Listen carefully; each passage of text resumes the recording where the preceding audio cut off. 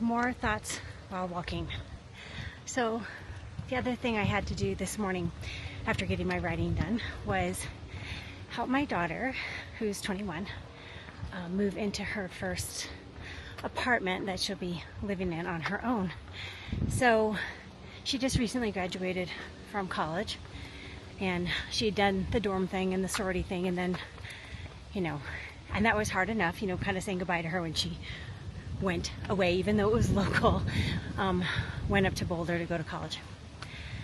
But for this last semester, while she was finishing up her degree, she moved home, and she has a dog, and so they've been living with us for the last 7 months.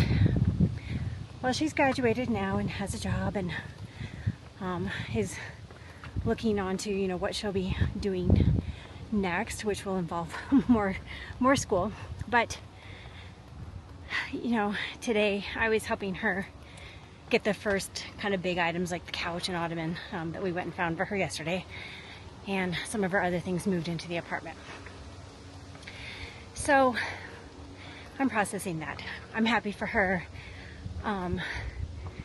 It's always kind of, you get used to having your kids around, and they don't stay. They go and they do their own thing, and that's amazing, and it's absolutely what you want as a parent. And then you get it and you spend some amount of time crying. I'm not going to cry right now, but no, she's in a good place. I'm happy for her.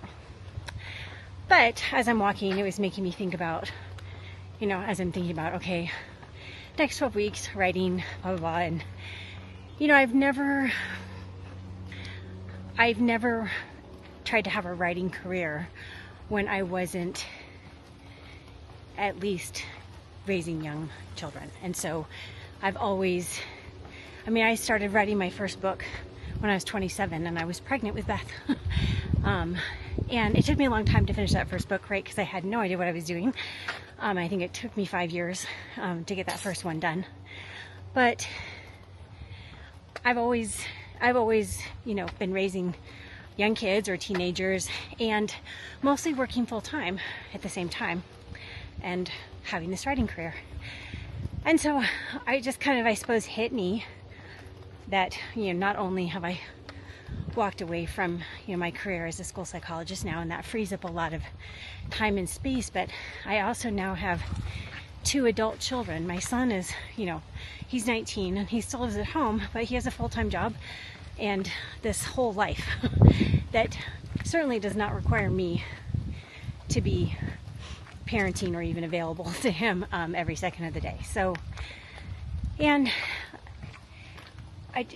that sense of freedom to kind of be able to have that, that time, I suppose I hadn't even truly considered in conjunction with not having that full-time school psychology job at the same time.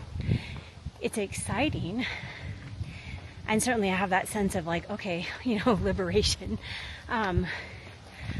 but I guess also like slightly terrifying at the same time, because time is only what you make of it, of course.